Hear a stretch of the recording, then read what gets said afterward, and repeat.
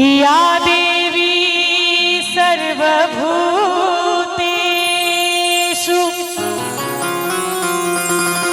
शक्तिरूपेण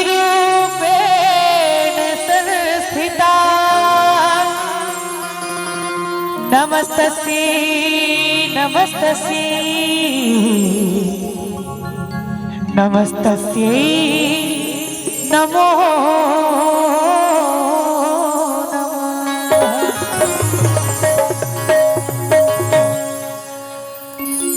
एकटा भक्त मैया लग जाए छे और मैया लग जाकर मैया से की सब कहे छे आई गीत के माध्यम में सुनावी। जिंदगी में लागल छै माँ दुखक पथार ये जिंदगी में दुखक पथार ये लिख लो को ना कमैया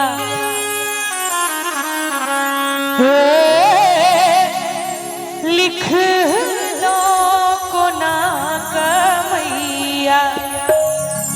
कनी कनी अगर ताली बजबैत रहोगे सब गोटे तो आनंद आबि जेतै। एहन कपार लिख लो को ना कमैया एहन कपार लिख लो को ना कमैया। जिंदगी में लागल छै माँ दुखक पथार जिंदगी में लागल छै माँ दुखक पथार लिख लो को ना कमैया लिख लो को ना कमैया एहन कपार लिख लो को ना कमैया एहन कपार लिख लो को ना कमैया।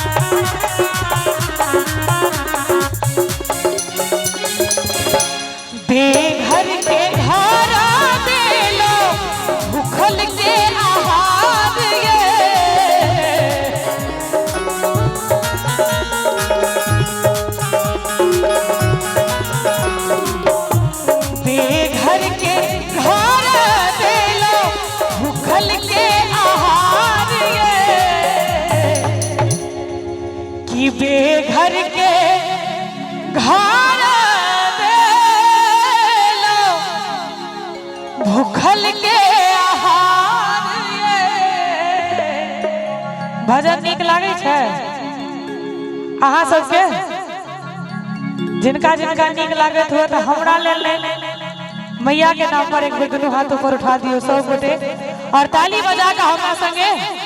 हमरा जीवन में मैया हमरा जीवन में मैया आधार आधार हमरा जीवन में मैया आधार आधार लिख लो को ना कमैया। जय माता।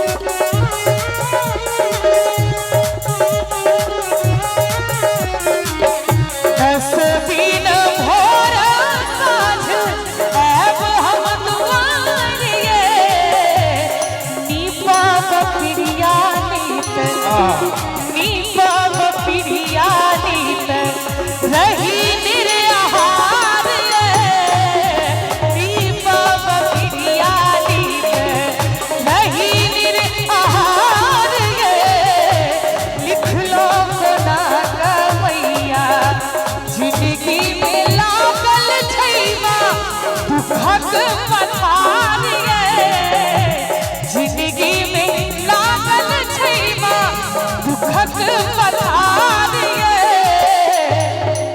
तनी हिनका 2 मिनट लगे मोबाइल से दूर भ जाए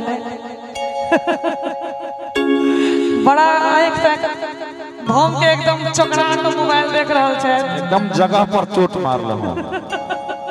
एक बार मैया के नाम पर दोनों हाथ ऊपर उठा दियो और ताली बजा के हमरा संगे लिख लो को नागा मैया, लिख लो को नागा मैया।